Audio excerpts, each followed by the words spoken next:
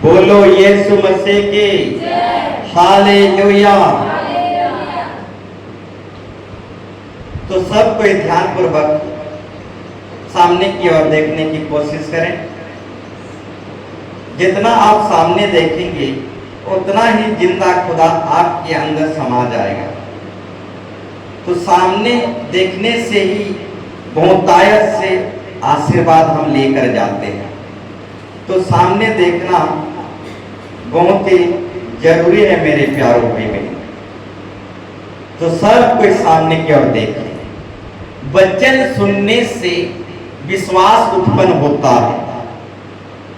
अगर एक व्यक्ति परमेश्वर के वचन को ना सुने तो उसके जीवन में विश्वास बढ़ेगा नहीं, विश्वास उत्पन्न होगा ही नहीं। परंतु एक व्यक्ति जब जितना वचन सुनता है उतना ही उसके अंदर विश्वास उत्पन्न होता है। अब विश्वास ही के द्वारा हम मृत्यु को हरा सकते हैं, मृत्यु को पराजित कर सकते हैं। विश्वास ही के द्वारा हम अनंत जीवन में प्रवेश कर सकते हैं।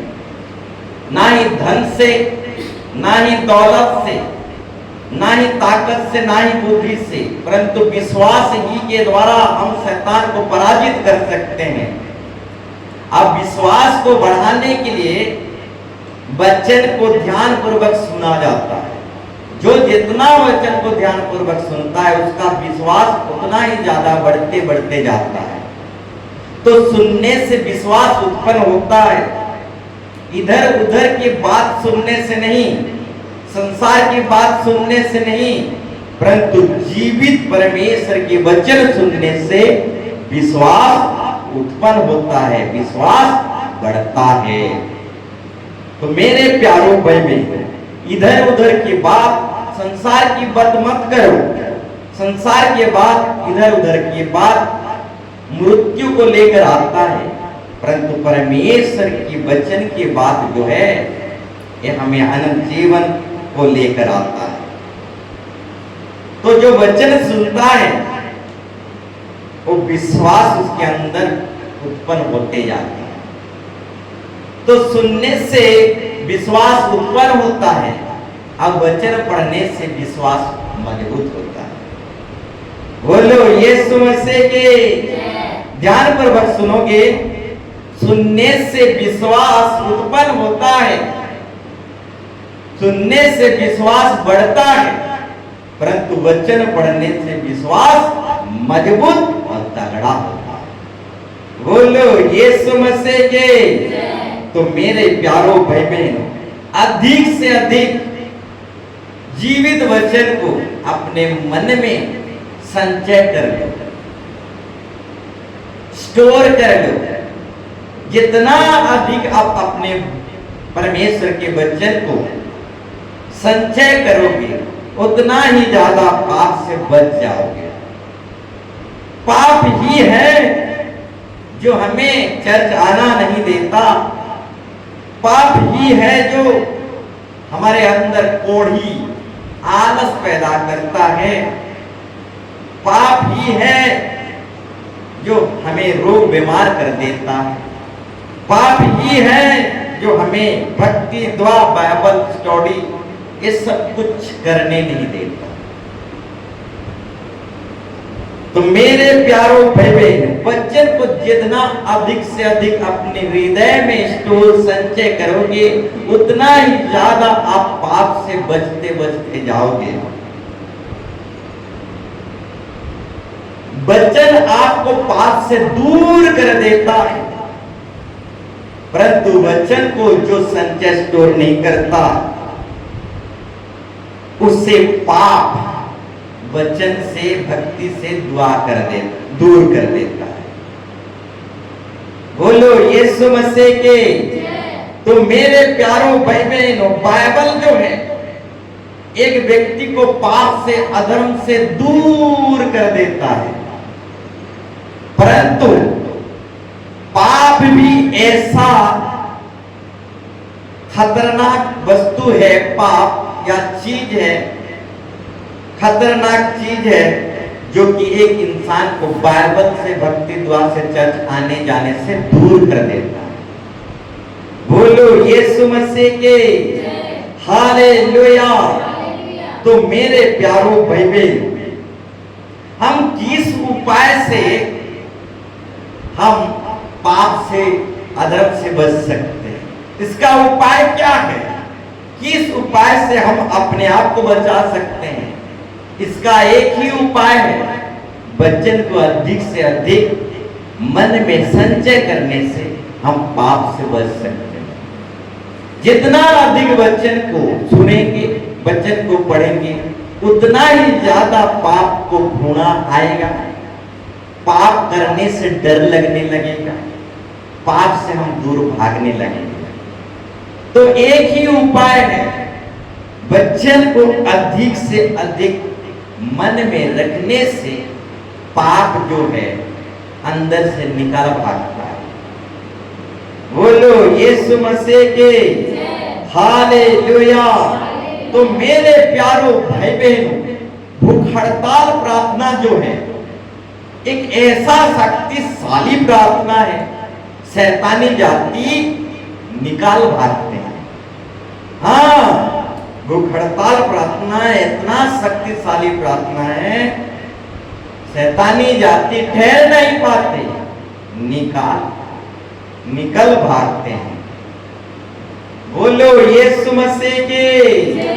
तो भूख हड़ताल प्रार्थना ऐसा शक्तिशाली प्रार्थना है कि हमें आत्मिक खजानों से भर देता है।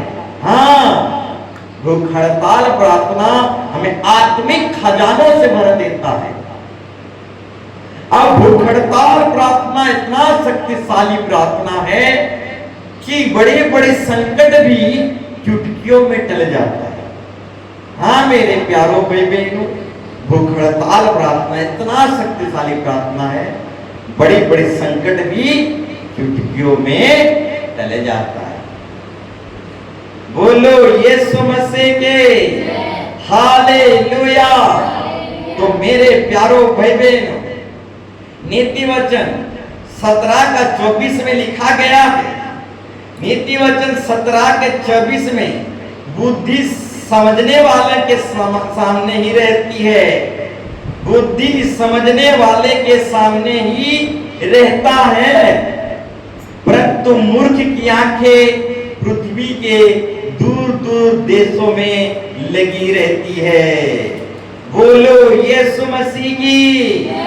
मूर्ख की आंखें दूर दूर देशों में लगी हुई रहती है।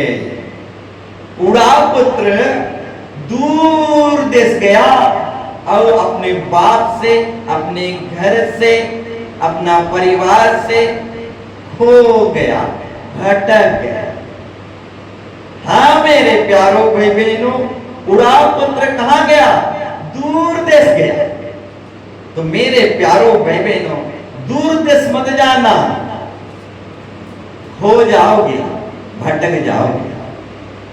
हमारा परमेश्वर हमारे बीच में है, हमारा परमेश्वर का राज्य निकट है। दूर देश को मत जाना, उड़ाव पुत्र के समान भटक जाओगे। अब मूर्ख की आंखें पृथ्वी के दूर दूर देशों में लगी रहती है, मूर्ख की आंखें।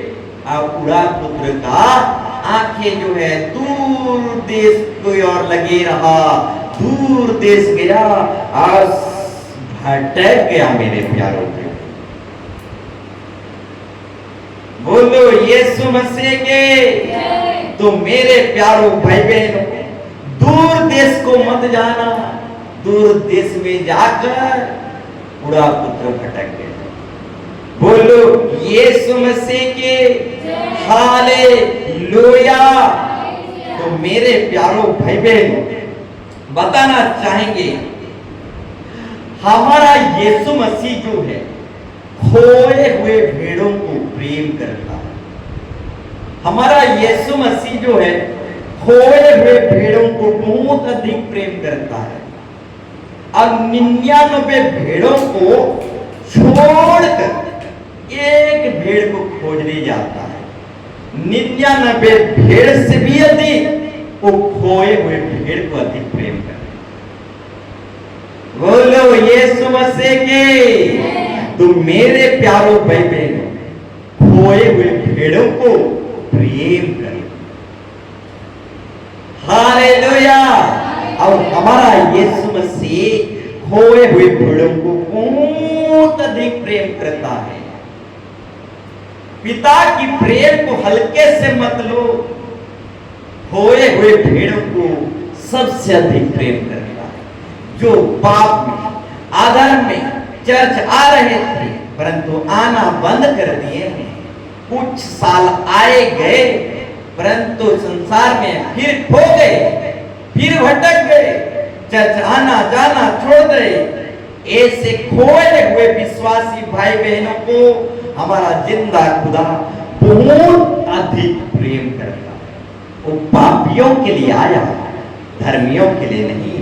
बोलो यीशु मसीह के। तो मेरे प्यारो भाई बहन, हमारा यीशु मसीह खोए हुए भेड़ों को, भटके हुए भेड़ों को सबसे अधिक प्रेम करता है। तो मेरे प्यारो भाई बहन, जो भटक चुके हैं, खो चुके हैं, गुम हो गए हैं, ऐसों को प्रेम करो, वापस सत्यता में अनंत जीवन में लेके आओ। आग में से झपट कर खोए हुए भेड़ को निकाल लाओ। हाँ मेरे प्यारों भाई बहनों, आग में से झपट कर निकाल लाओ। एरोप्लेन दुर्घटना हुआ, आग में सब कोई जाल कर राख हो गए, भस्म हो गए।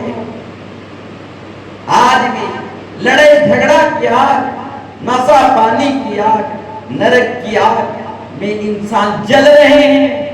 कौन जाएगा परमेश्वर की ओर से इन लोगों को झपट कर निकालने के लिए? कौन है जो इस धधकती हुई आग से लोग जल रहे हैं, तड़प रहे हैं, इनको कौन झपट कर निकालेगा?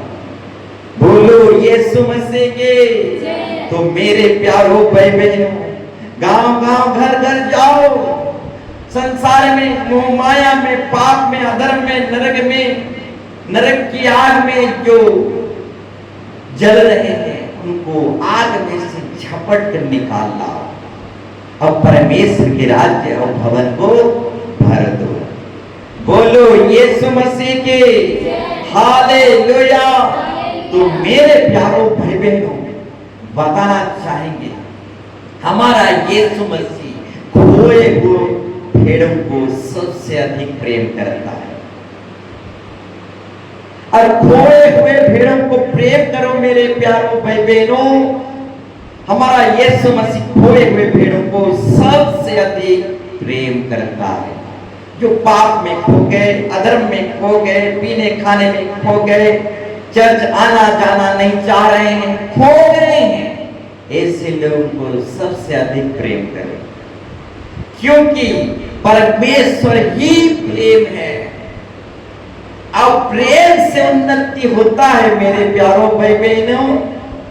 लड़ाई झगड़ा मारपीट से नहीं, प्रेम से बढ़ोतरी होता है, प्रेम से तरक्की उन्नति होता है। परमेश्वर के राज्य की भी प्रेम से ही उन्नति होता है।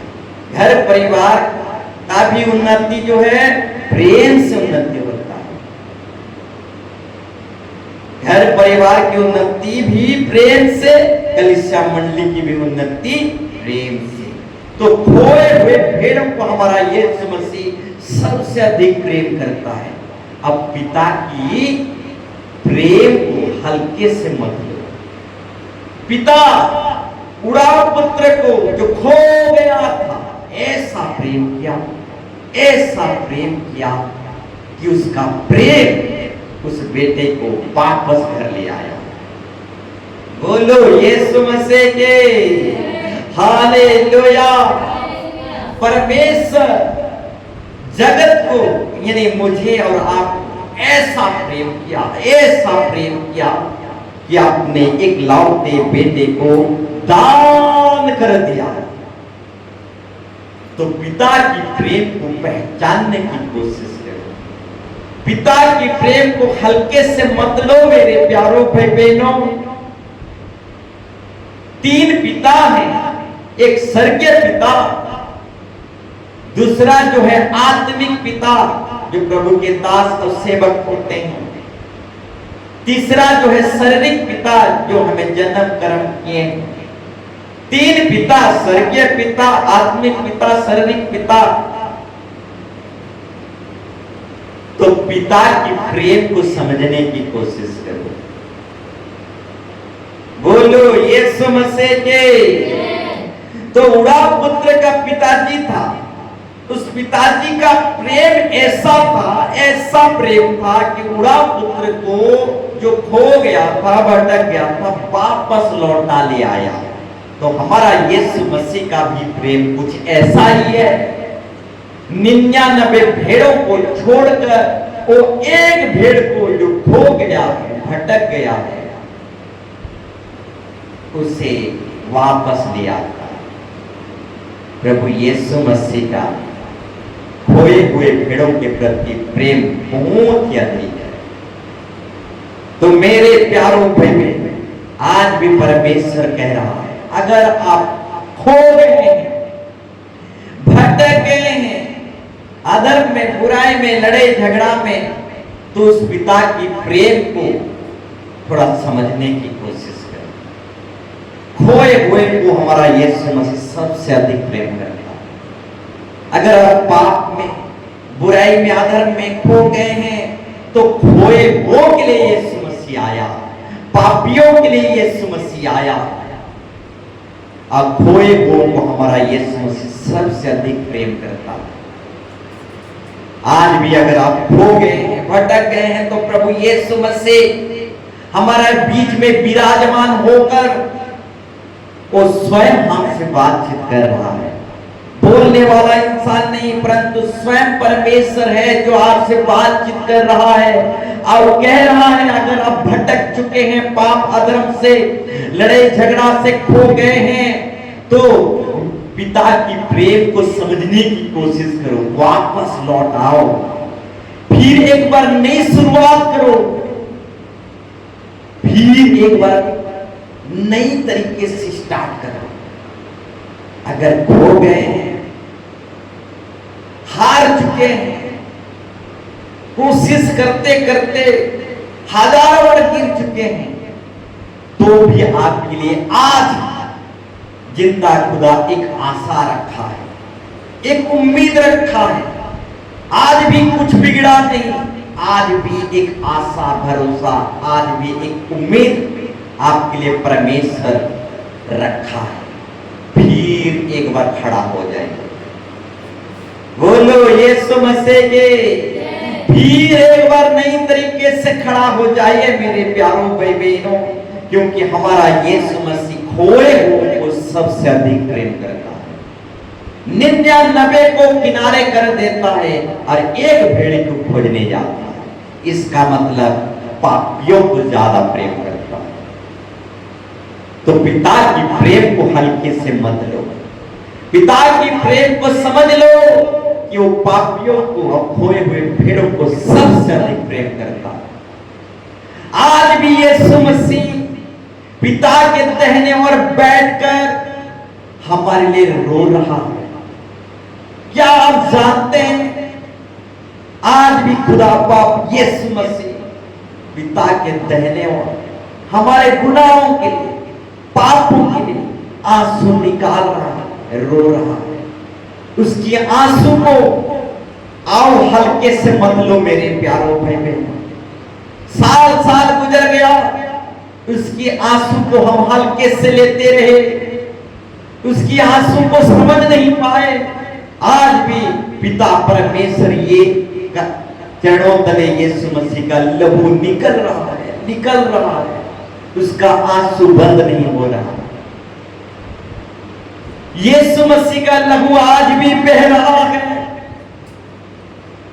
उसका लहू बहना वर्तमान के लिए भी था, भविष्य के लिए वे था, अतीत के लिए वे था, तीनों कालों के लिए उसका लहू बहना था। उसका लहू आज भी बह रहा है मेरे प्यारों भाई बहनों। वो तीनों कालों का परमेश्वर है, सिर्फ एक ही काल का नहीं, वो तीनों काल का परमेश्वर है। उसकी लहू को हल्के से मत लो, आज भी उसका लहू बह रहा है, आज भी उसकी आंसू बह रहा है। उसकी आंसू को हल्के से मत लो, तीनों कालों के लिए उसकी आंसू बह रहा है। पिता के दाहिने और बैठ के आज भी हमारे लिए, खोए हुए भेड़ों के लिए, जो भटक चुके हैं, जाना नहीं चाहते, ऐसे लोगों के लिए आज भी यीशु मसीह आंसू बहा रहा है, रो रहा है। जब जब हम गुनाह करते हैं, चर्च नागा करते हैं, भक्ति द्वार से लापरवाही करते हैं, हमारा यीशु मसीह का आंसू बहता है, वो रोता है हमारे लिए।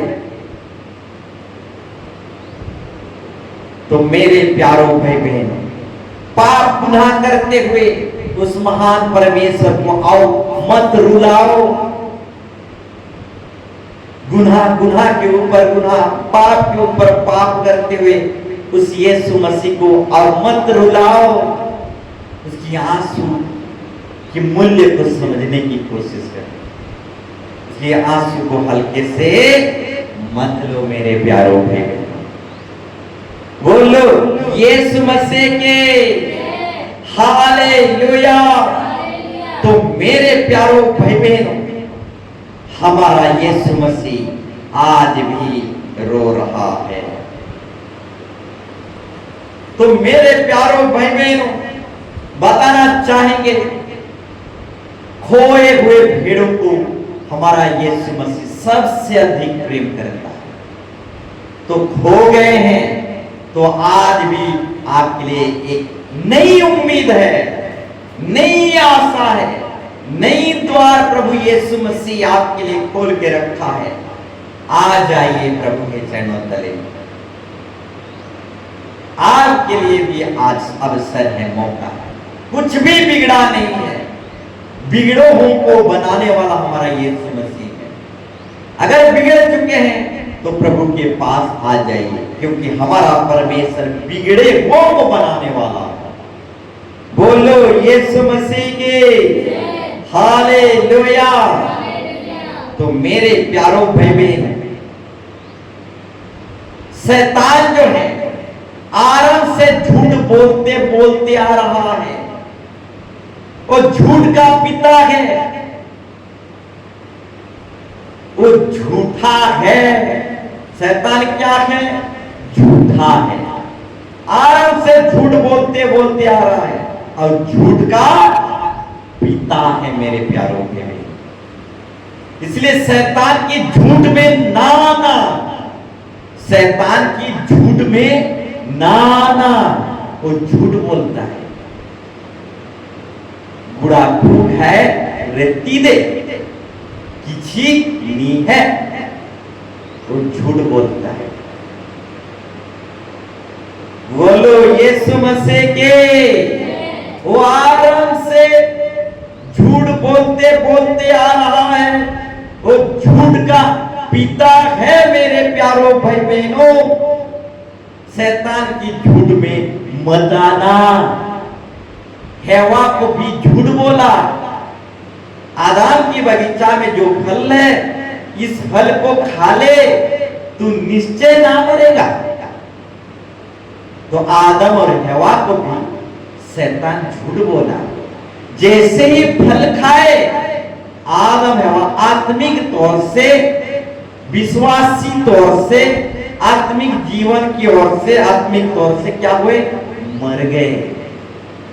यानी शैतान आदम एवा को झूठ बोला, फल खा लो, आज्ञा उल्लंघन कर लो, परमेश्वर के नियम को तोड़ लो, निश्चय ना मरोगे।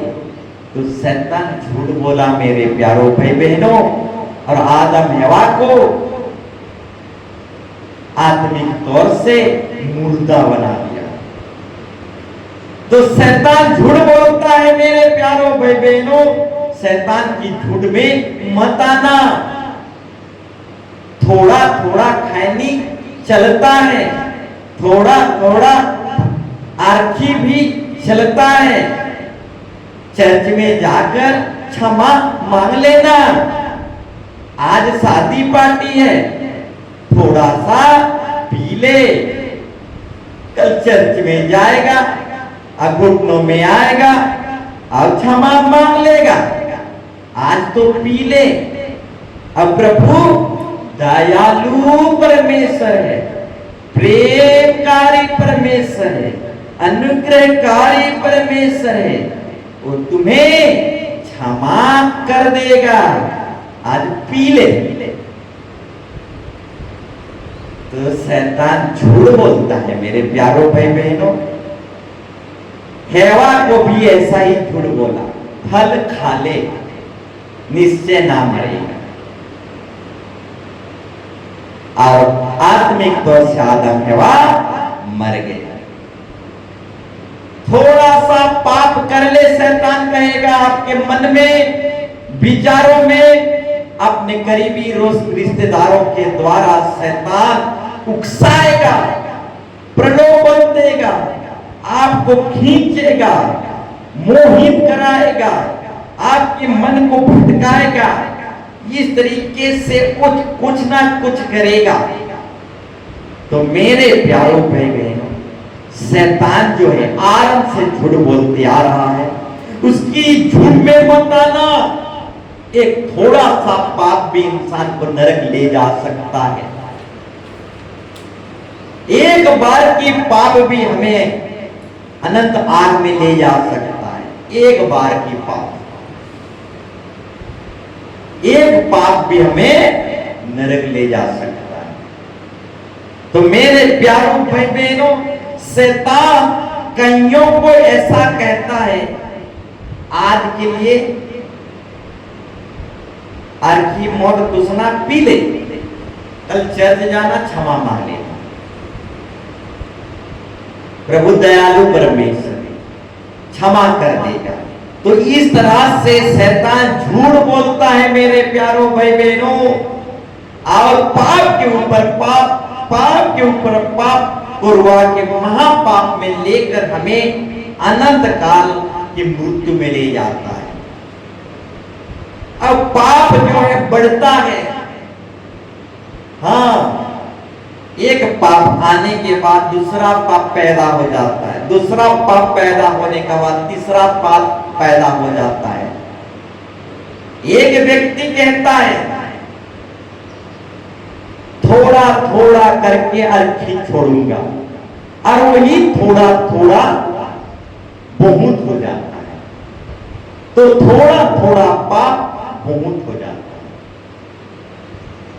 बोलो यीशु मसीह के हालेलुया। पीने खाने वाले लोग ज्यादातर ऐसे बोलते हैं, धीरे धीरे करके छोड़ूंगा, और एक बार हठात छोड़ूंगा तो मर जाऊंगा, हठात छोड़ूंगा तो हॉस्पिटल में ट्रीटमेंट होना पड़ेगा, धीरे धीरे करके छोड़ूंगा तभी छोड़ पाऊंगा। ऐसे कुछ पीने वालों लोगों का एक बहाना है। धीरे धीरे छोड़ते नहीं, धीरे धीरे और बहुत बड़ा मतवाल बन जाता। तो पाप अधर्म को धीरे धीरे नहीं छोड़ा जाता, तुरंत अंगीकार पश्चाताप करके तुरंत छोड़ा जाता है। तो पीने वालों का एक बहाना है, धीरे धीरे छोड़ूंगा, और वही धीरे धीरे छोड़ते छोड़ते धीरे धीरे बहुत बड़ा यंकड़ बन जाते हैं। बोलो यीशु मसीह के। तो मेरे प्यारों भाई बहनों, जब हम पाप अधर्म को, पीने खाने को छोड़ते हैं, तो प्रभु हमको अपने नियंत्रण में ले जाता है। हाँ, जब पीना खाना नस्ली पदार्थ को छोड़ते हैं, त्यागते हैं, तो परमेश्वर हमको अपने नियंत्रण में ले जाता है। इस तरह से नियंत्रण में ले जाता है कि हमें हॉस्पिटल जाना नहीं पड़ेगा। बोलो यीशु मसीह के। कुछ पीने वाले बोलते हैं अगर मैं हठात छोड़ दूंगा तो मुझे सलाइन लग जाएगा, डॉक्टर लग जाएगा, हॉस्पिटल लग जाएगा। तो जी नहीं मेरे प्यारों भाई बहनों, ये पीने वालों का एक बहाना है। जब हम पीना खाना छोड़ते हैं, प्रभु के अधीन होकर पीना खाना छोड़ते हैं, तो प्रभु अपना नियंत्रण में ले जाता है। ऐसा संभाल लेता है कि एक भी सलाइन नहीं लगता, एक भी ट्रीटमेंट नहीं लगता, हॉस्पिटल भी जाना नहीं पड़ता, हणिया दारू चुटकियों में गायब हो जाता। बोलो यीशु मसीह के हालेलुया। तो मेरे प्यारों भाई बहनों, शैतान झूठ बोलता है। थोड़ा थोड़ा अर्की दारू नशा पानी चलता है, इस तरह से आज के लिए पी ले, कल जाके क्षमा मांग लेना, तो शैतान झूठ बोलता है। आदम हवा को भी कुछ ऐसा ही झूठ बोला, अब फल खुआ लिया, आओ आत्मिक जीवन में मुर्दा बना दिया। बोलो यीशु मसीह के। तो शैतान की कभी ना सुनना, पाप को हल्के से ना लेना। थोड़ा सा पाप कर लूंगा, कल क्षमा मांग लूंगा।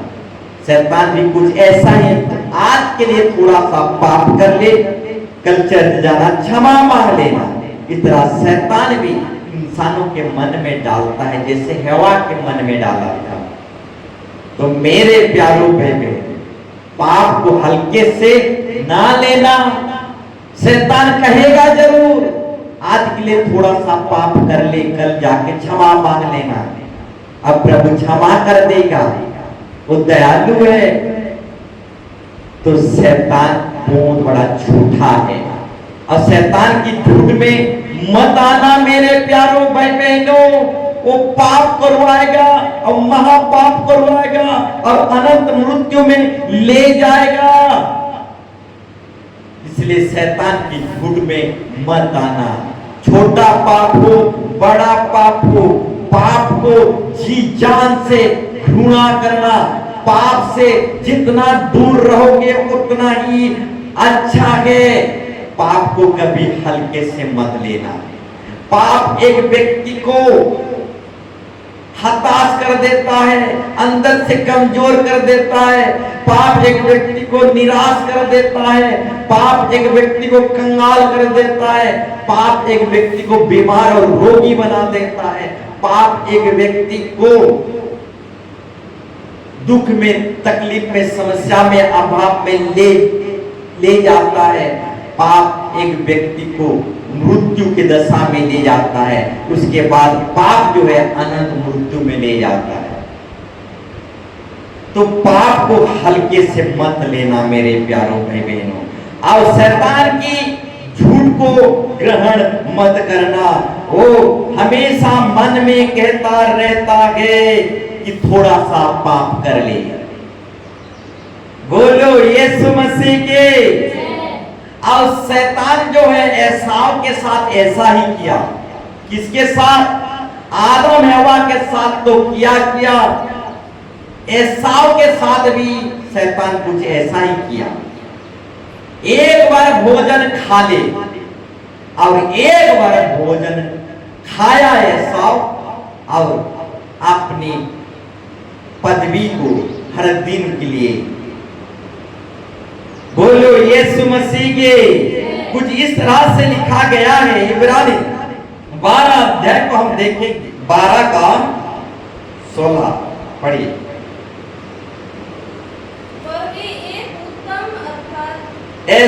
ऐसा ना हो कि कोई जन व्यभिचारी या एसाव के समान धर्मी हो, जिसने एक बार के भोजन के बदले अपने पहलेटे होने का पद बेच डाला। तुम जानते हो कि बाद में जब उसने आशीष पानी चाहिए तो अयोग्य गिना गया। आंसू बहा बहा कर खोजने पर भी मन फिराव का अवसर उसे ना मिला। बोलो यीशु मसीह के। तो एसाव के साथ भी शैतान कुछ ऐसा ही किया मेरे प्यारों भाई बहनों। एक बार भोजन के लिए, कितना बार भोजन? एक बार भोजन के लिए अपने पहलौठे होने का पद बेच डाला। बाद में अपने पद को दूसरी बार नहीं पाया। आंसू बहा बहा कर फूट फूट कर भी रोया, परंतु अपनी पद, सिंहासन, अपनी डिग्नेशन को फिर दोबारा नहीं पाया। बोलो यीशु मसीह के। अपनी पहलौठे होने का पद को बेच दिया, तुझ जाना। दूसरी बार पहलौठा हो नहीं पाया, दूसरी बार पहलौठा हो नहीं पाया। तो मेरे प्यारों भाई बहनों, आज हम यीशु मसीह के लहू से धोए हुए हैं, धर्मी ठहराए गए हैं, परमेश्वर के संतान बन गए हैं। पाप करेंगे तो दूसरी बार संतान बन नहीं पाएंगे। एक बार पाप किया, एक बार भोजन किया, ऐसा आओ परमेश्वर का पहलौठे होने का पद से निकल गए। बोलो यीशु मसीह के। तो मेरे प्यारों भाई बहनों, परमेश्वर ने हमें संतान बनाया है और एक बार भोजन के लिए, एक बार पाप के द्वारा फिर से हम उसके संतान हो पाएंगे कि नहीं, कौन जानता है। इसलिए एसाव के साथ कुछ ऐसा ही हुआ। एक बार भोजन के लिए वो अपना पहलौठा होने का पद बेच डाला और बाद में आंसू बहा बहा कर रोने पर भी उसे मन फिराव का अवसर ना मिला। मेरे प्यारों भाई बहनों, दूसरी बार उसे मौका नहीं मिला। उद्धार मुक्ति पाने का मौका, परमेश्वर का संतान बनने का मौका, परमेश्वर का बेटा बेटी बनने का मौका दूसरा बार बिल्कुल नहीं मिला। इसलिए मेरे प्यारों भाई बहनों, जब भी शैतान बोलता है कि छोटा सा पाप कर दे, आज थोड़ा सा गुनाह कर दे, कल जाकर क्षमा मांग लेना, तो उस झूठा शैतान की बात कभी भी मत मानना। बोलो यीशु मसीह के। ठीक उसी तरह इब्रानी 10 का 26 और 27, इब्रानी 10 का 26 और 27 पढ़ो। यहां पर परमेश्वर साफ साफ कहता है, शैतान आराम से झूठ बोलते आ रहा है और शैतान की झूठ में कभी भी मत पड़ना। आज थोड़ा सा पाप कर ले, कल चर्च जाना, क्षमा मांग लेना, इस तरीके से शैतान झूठ बोलेगा, उसकी झूठ में कभी ना आना। क्योंकि साफ साफ यहाँ परमेश्वर का वचन कहता है, पढ़िए उच्च आवाज से, क्योंकि सच्चाई की पहचान प्राप्त करने के बाद यदि हम जानबूझकर पाप करते रहे तो पापों के लिए फिर कोई बलिदान बाकी नहीं है। फिर आगे, हाँ दंड का एक भयानक बाढ़ जो होना, यानी उम्मीद और आग का ज्वाला बाकी है, जो विरोधियों को भस्म कर देगा। बोलो यीशु मसीह के। तो शैतान की झूठ में कभी ना आना। एक पाप करवाएगा, फिर महापाप करवाएगा। तो एक पाप कर ले कहेगा शैतान, आओ जाके चर्च में क्षमा मांग लेना। इस तरीके से शैतान आपको भरमाएगा, उकसाएगा, झूठ बोलेगा, परंतु शैतान की झूठ में मत आना। यहाँ परमेश्वर का वचन साफ साफ कहता है, क्योंकि सच्चाई की पहचान प्राप्त करने के बाद, यीशु मसीह की सच्चाई को पहचानने के बाद, यदि कोई जानबूझकर पाप करता है तो पाप के लिए फिर कोई बलिदान बाकी नहीं है, परंतु एक भयानक दंड जोगना है। बोलो यीशु मसीह के हालेलुया। तो मेरे प्यारों भाई बहन, शैतान की झुंड में कभी ना आना, पाप से दूर रहना, पाप को हल्का मत जानना। पाप जो है गंभीर विषय है। बोलो यीशु मसीह के हालेलुया। तो जाते जाते एक छोटा सा टॉपिक आपके सामने रखना चाहूंगा और आज के विषय को बंद करेंगे। आज का टॉपिक विषय जो है, दिया करो तो तुम्हें भी दिया जाएगा। दिया करो तो तुम्हें भी दिया जाएगा। उड़िया से दानो करो तहा हेले तुम मानव को दानो दिया जाएगा। दान करोगे तो दान दिया जाएगा। तो आज का टॉपिक है, दिया करो तो तुम्हें दिया जाएगा। और एक बार बोलना चाहूंगा, दिया करो तो तुम्हें भी दिया जाएगा। दान करो तो तुम्हें भी दान दिया जाएगा। दिया करो तो तुम्हें भी दिया जाएगा, दान करो तो तुम्हें भी दान दिया जाएगा। लोग पूरा नाप नाप कर, दबा दबा कर और हिला हिला कर अब उभारता हुआ तुम्हारे गोद में डालेंगे, क्योंकि जिस नाप से तुम नापते हो उसी से तुम्हारे लिए भी नापा जाएगा। जैसे दान करोगे वैसे दान मिलेगा। दान करोगे तो दान मिलेगा। नाप नाप के, हिला हिला कर, दबा दबा कर दान करोगे तो हिला हुला कर, नाप नाप को दान दिया जाएगा। जैसे दोगे वैसे आपको दिया जाएगा। 10 दोगे तो 10 मिलेगा, 1000 दोगे तो 1000 मिलेगा। जैसे दोगे वैसे आपको मिलेगा। बोलो यीशु मसीह के। सब कुछ हम यीशु मसीह से लेते हैं, जिंदा खुदा से हम सब कुछ लेते हैं। सूरज चांद, सूरज से रोशनी लेते हैं, बादल से बारिश लेते हैं, हवा, ऑक्सीजन, प्रभु से शक्ति, बल, ताकत, सामर्थ्य, सब कुछ परमेश्वर से हम लेते हैं। परमेश्वर से लेते हैं, अब परमेश्वर को ही देते हैं, तो इस देने में क्यों कंजूसी? हाँ मेरे प्यारों भाई बहनों, सब मानव जाति परमेश्वर से लेता है। सूरज के किरण हो, वायु हो, ऑक्सीजन हो, बरसात हो, शक्ति, बल, ताकत, बुद्धि हो, सब कुछ इंसान परमेश्वर से लेता है, अब परमेश्वर को देता है। तो ये देने के विषय में क्यों कंजूसी? सब कुछ तो उसी से ले रहे हैं और उसी को देने में क्या कंजूसी? तो जैसे दान करोगे वैसे दान आपको मिलेगा। दबा दबा कर, हिला हिला कर दान करोगे तो आपको भी दबा दबा कर, हिला हिला कर दान मिलेगा।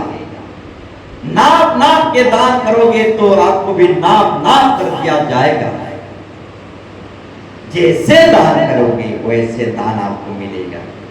बोलो यीशु मसीह के हालेलुया। तो कुछ लोगों का दान करने का तरीका बताना चाहेंगे। कुछ लोगों का दान करने का तरीका, 3 विश्वासी थे, डेली चर्च आने जाने वाले, अब बाइबल पढ़ने वाले 3 विश्वासी। तीनों के तीनों विश्वासी एक दिन बातचीत किए। तू कैसा दान दक्षिणा दशमांश भेंट कलीसिया में मंडली में देता है। पहले ने बोला, पहले व्यक्ति जो था, 3 विश्वासी थे, तो 3 विश्वासी में से पहला विश्वासी कहा, जब मैं पगार पाता हूं उस दिन प्रभु को धन्यवाद देता हूं, आओ 10 कदम आगे एक बीता का गोलाकार लकीर बनाता हूं। एक बीता का गोल सा लकीर, गोल का लकीर बनाता हूं। सारे पगार को पकड़ता हूं, पिरामिड पैसा को, और 10 कदम दूर से पगार पैसा को एक बीता गोल में फेंकता हूं, और एक बीता गोल में जितना पैसा गिरता है वो प्रभु का होता है, और एक बीता गोल के बाहर जितना पैसा गिरता है वो मेरा होता है। तो कुछ लोगों का देने का तरीका कुछ ऐसा ही है।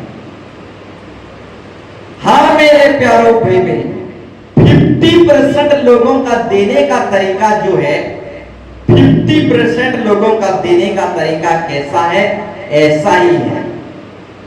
एक बीता गोल, अब 10 कदम पीछे जाएंगे, अब फेंकेंगे पगार पैसा, तो एक बीता गोल में कितना पैसा आएगा? आएगा तो आएगा, भी फेंकने से आएगा तो आएगा, फिर नहीं भी आएगा।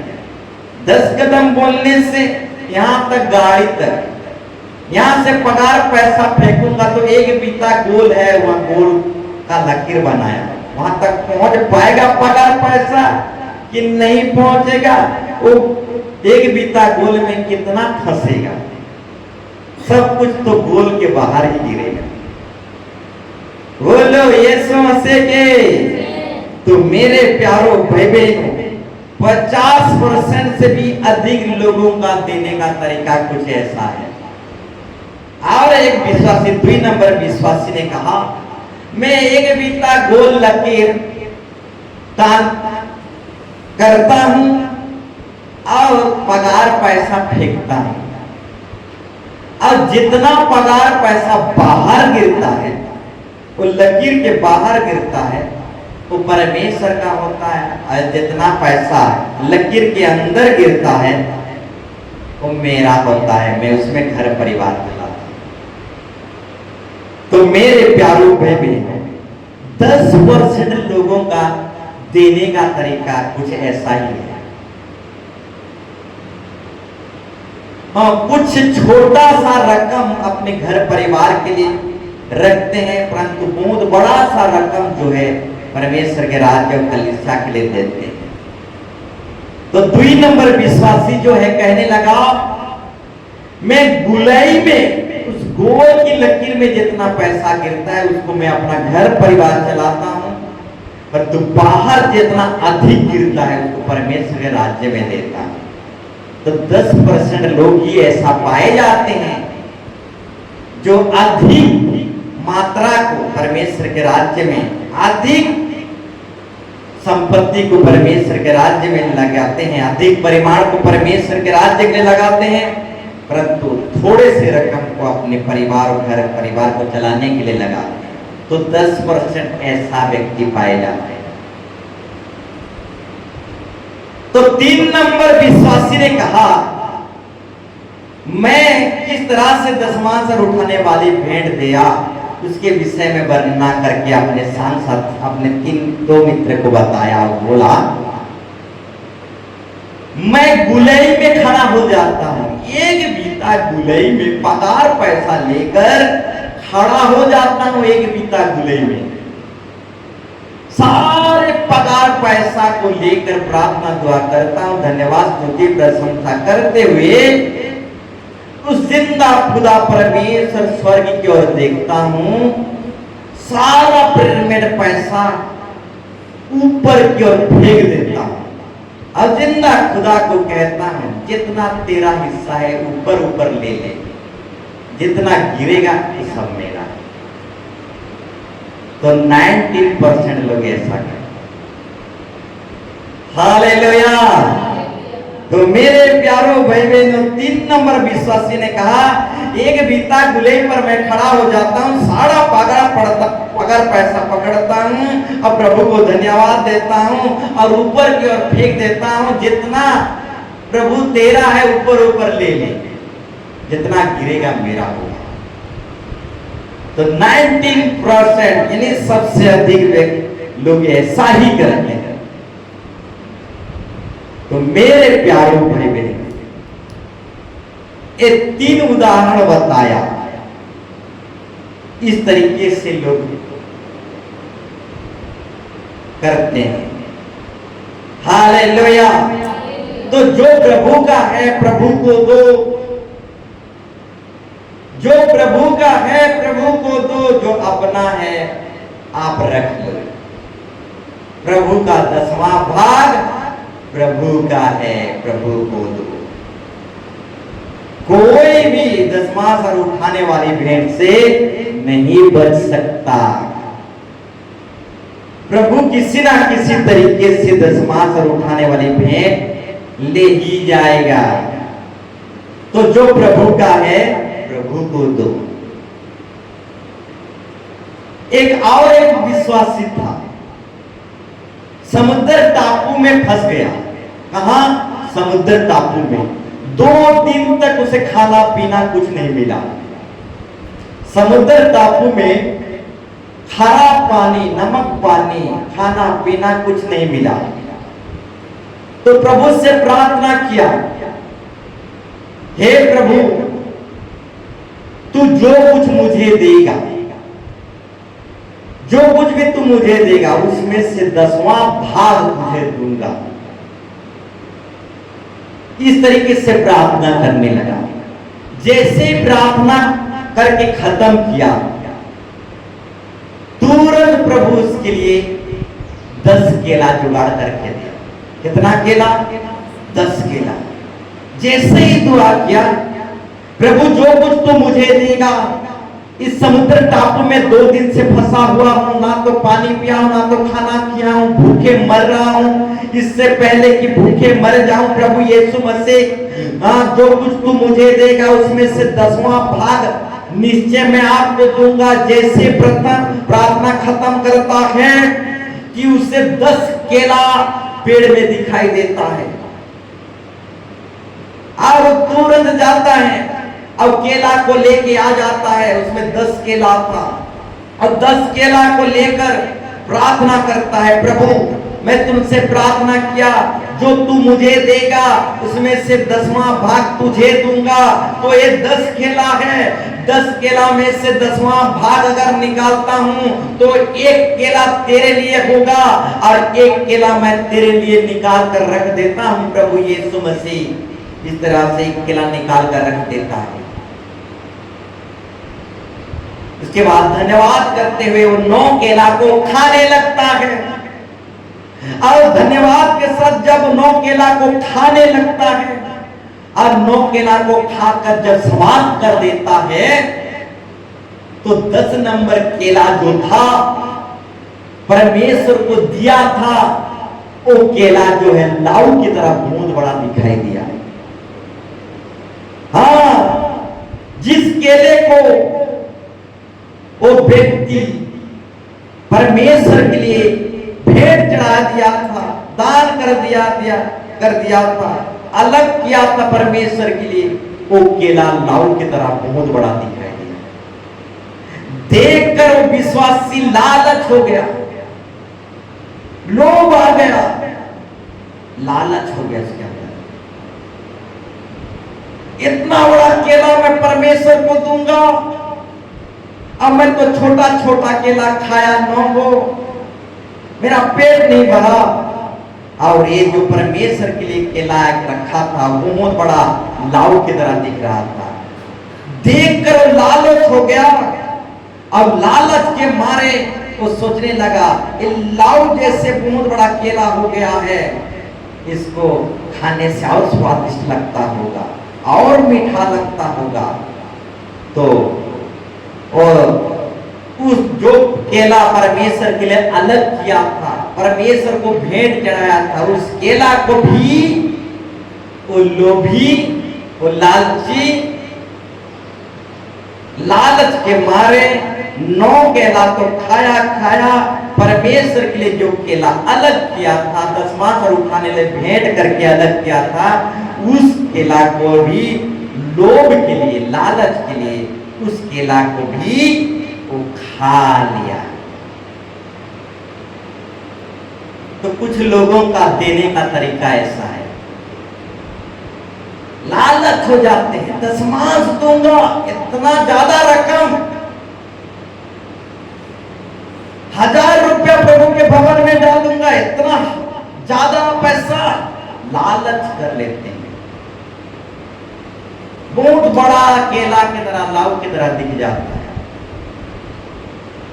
लालच में आकर वो भेंट चढ़ाया हुआ, अलग किया हुआ प्रभु का दशमांश भेंट को भी लालच के मारे हम खा लेते हैं। जब वो विश्वासी वो केला को परमेश्वर के दशमांश और भेंट करके अलग किया, तो वही केला लाऊ की तरह बहुत बड़ा दिखाई दिया। और लालच के मारे वो विश्वासी कहने लगा, प्रभु तू तो केला नहीं खाता, तुझे दे भी दूंगा, तू केला तो नहीं खाएगा, बेकार सड़ जाएगा, इसके बदले मैं ही ठूस लेता हूं। तो कुछ लोगों का सोचना क्या है, प्रभु तू पैसा नहीं खाता, मैं ही खा लेता हूं, सोना रूपा चांदी सब कुछ तो तेरा है, तुझे पैसा का क्या कमी, तू राजाओं का राजा सेठ है, तुझे पैसा का क्या कमी, मैं भी पैसा ठूस लेता हूं। बोलो यीशु मसीह के हालेलुया।